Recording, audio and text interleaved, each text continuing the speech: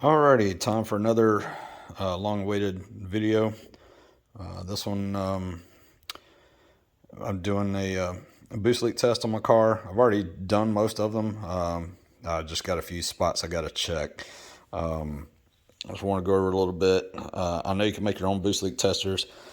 This one, I've got for those that don't know, I've got a Borg Warner S476 SXE. It's a 76 millimeter turbo.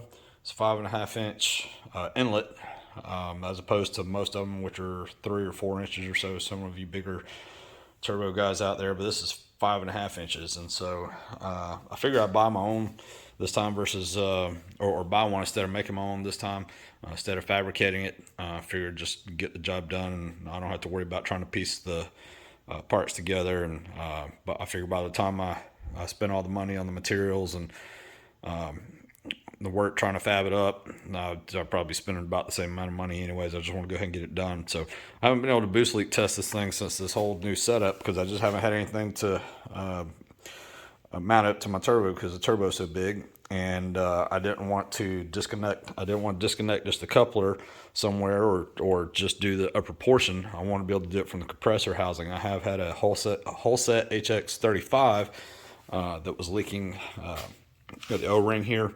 So it's definitely good to be checking the compressor housing if you're going to be doing boost leak test.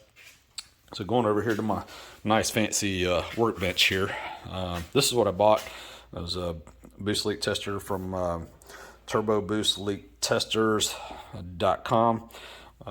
Nice little piece. I don't have to worry about fabbing up the piece. I mean, I know some people use like the ends of a PVC pipe, or you can do different things making them up. I've fabbed up one up before where I just had a piece of metal pipe and I welded little beads around it so I'd have a flange for the coupler wouldn't come off. But this is a lot nicer of a piece than what I've done previously.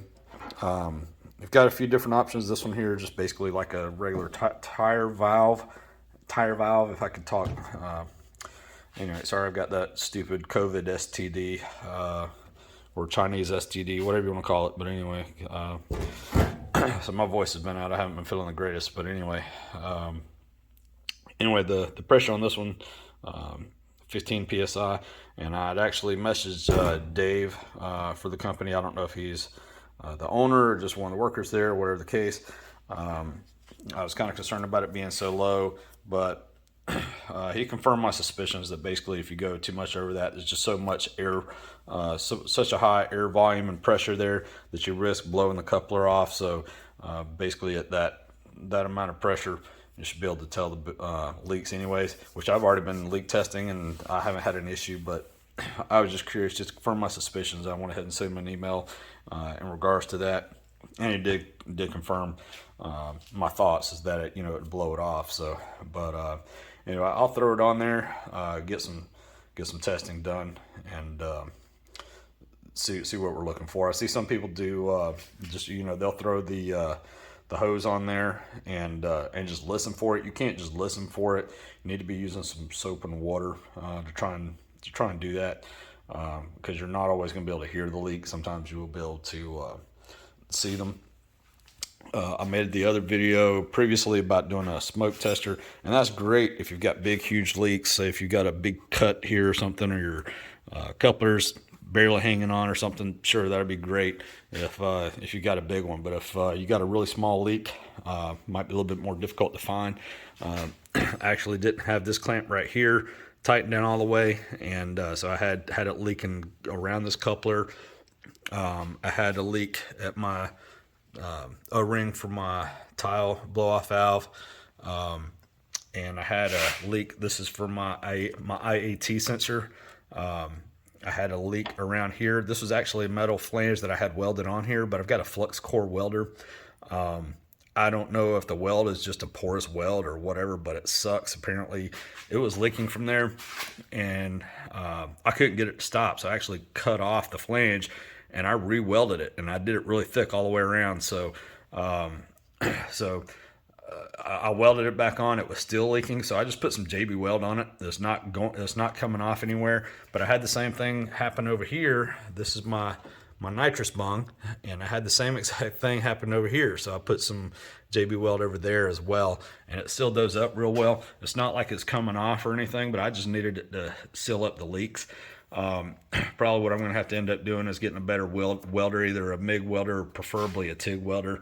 Buy some other pipe and re-weld the fittings on there so it doesn't look kind of half-assed there. Felt a little bit better. I was watching one of Jaffro's videos. If you're not subscribed, Jaffro Mobile, I believe is his channel. He's got a lot of good informative information on his channel, but I was watching one last night where he had used some JB Weld on a oil filter housing, so I didn't feel too bad having JB Weld on mine. So sometimes you just got to do what you got to do. But anyway, the JB Weld has sealed up my leaks. Doing a great job at that. They're not going anywhere anyway, like I said, but I had a leak there. My nitrous bung, my blow-off valve port. I didn't this time, but I have had leaks at my fuel pressure regulator at the adjustment rod here. And normally what I do, I'll take this out and just put thread tape around them. Every aftermarket fuel pressure regulator I've ever had, they always leak right here. So I take this out before I even do anything with it, throw some thread tape on it, and it fixes the issue. But I had a leak there. I had a leak down here at that coupler back there. And so I've got to check. I've got two wastegates on this system because it's a divided T4 turbine housing on here and the manifold. So I've got two wastegates. So I want to check these washers here. There's one here and there's one on the top here as well. I want to be checking those on both of them. It's good to be checking your throttle body. I've heard the S90s leak. I haven't had any issues with this one. I've heard they've got a revised version out now. I don't know, but you always want to check where the bis screw is at on the S90. It's on the bottom down in here. Stock throttle body. Obviously, you're going to have it up here, but you want to check the seals in the back, the front. You want to check your injector O-rings, at your fuel rail and the block where where your intake manifold bolts up. Anywhere where the air is going to be at, you want to be checking. One thing that will happen if you have anything where there's a leak from the throttle body over, that can increase your idle. So if you're trying to get your idle down and you just can't figure out why it won't go down, that might be an issue. Thinking about it though, my blow-off valve, this line right here, is going to the intake manifold. So I could have a leak over here before the throttle body, but my air line here is after the throttle body. So those are the things to keep in mind. Some people will say, well, I've got speed density, I don't have to worry about it, I'm good with the boost leak. Not necessarily. A couple of problems you could have doing that. If you're trying to run, let's say 30, 40 PSI boost, and your turbo is trying to pump out, let's say 30 pounds of boost, if you got an air leak, well, your turbo is having to overspool to try and keep that pressure, and you can actually overspool and damage your turbo. So the other thing too is, why are you going to want to be risking losing all that air? That's your power. So more air, of course, the reason for the whole turbo to begin with is for more power. So don't lose your air. I mean, just go ahead and get it done right. Get it done the first time. It's your car, it's your money. If you're taking it to a dyno, try and spend all that money, get it strapped down, get it ready to tune, or you've got a remote tuner doing it and you're wasting their time. You haven't done your boost leak test.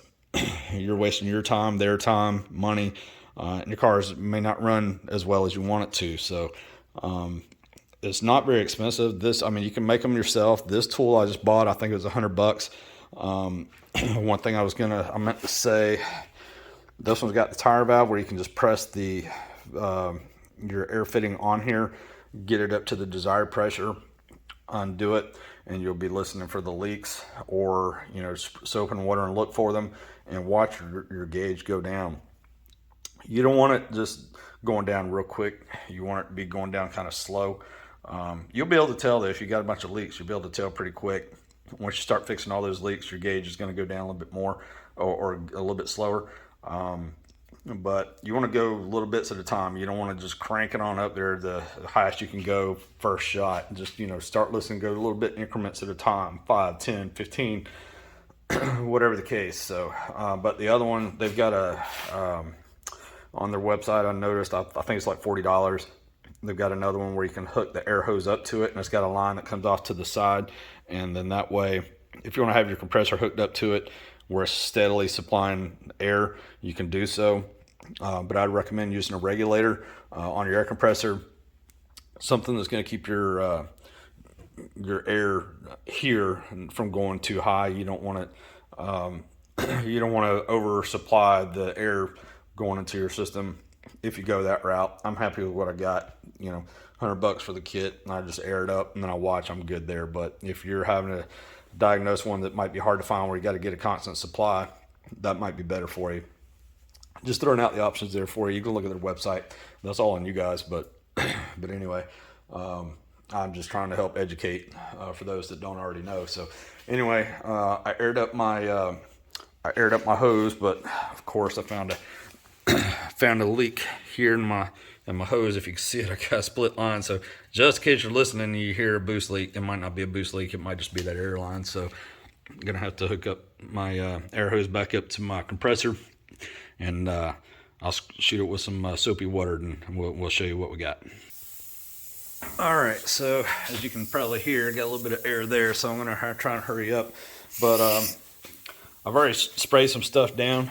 Personally, me, I even try and spray down my tool. I want to make sure I don't have any leaks there either. So my gauge is kind of hidden behind my radiator hose.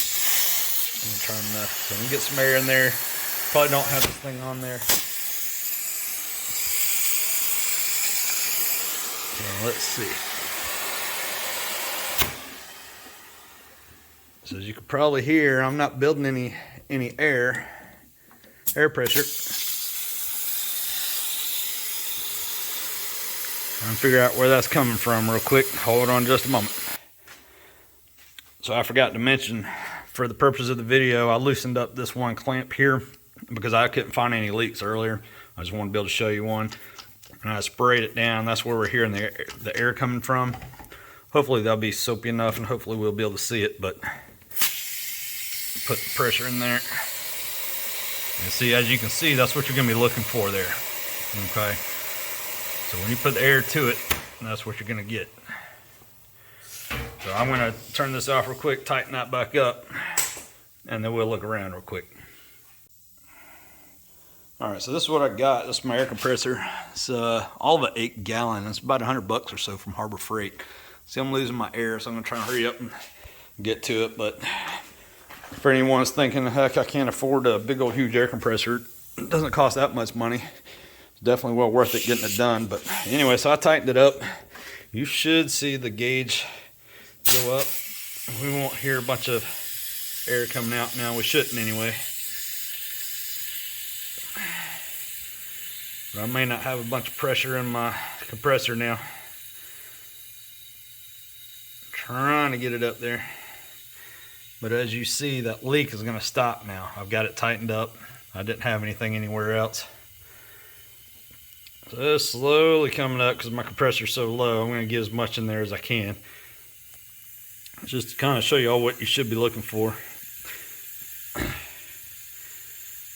Now what I will say is that you want to have your, I've got a open crankcase system here, but you always want to make sure your valve cover, not your valve cover, your oil cap is off, because you're going to be pressurizing your system in there with a bunch of air. You can see how slow my gauge is moving. It's going down fairly slow. I might have a leak somewhere. Kind of want it to go down a little bit slower than that maybe, but heck of a lot better than what it was. It was dropping down really quick. So, but basically what you'll do, I just take soapy water, I squirt it everywhere. I'll squirt my tester itself all around here. The compressor cover, I'm checking any kind of couplers where they meet up. Anything where air is going to come out, even the brake booster. Make sure you got a check valve in your brake booster. I had one guy that I was tuning He had air leaking out of his brake booster. I don't know if he had a check valve in there or not, but you should. I think he had to replace his brake booster. But you want to check anywhere where air is going to be touching, and don't want all those leaks. But my blow-off valve here was leaking. I don't think we're going to have anything in there now. We still got a little bit of air in the system, not much. But I'd ordered another O-ring, but it was leaking. I'd just taken it apart and flipped the O-ring around, and that fixed the problem. But I'm going to do the checks on my own now, but I just want to show you guys basically what's involved there. If you don't like going fast, you don't mind problems, you don't mind overspooling your turbo, shortening the life of it, things of that nature. You don't mind wasting your money on a dyno or somebody doing a remote tune for you and possibly wasting their time. Feel free, skip this whole procedure. Don't do any of this. But if you're the opposite of all of the above, highly recommend doing it. Probably the number one thing that's going to be recommended by any tuner out there to do is this step right here. So if you don't have a boost leak tester, at least try and do a smoke test. If you're thinking you might have a leak somewhere, it'll at least pick up some big leaks, but this will still be recommended. It's too cheap to not do if you're able to spend all your money on all the other parts and then the cheap out on doing this. But anyway, that's all I got. Y'all stay tuned. I'll post up more videos as I got them, or the ideas that I get in my head. But anyway, once again, y'all have a good one. Peace out.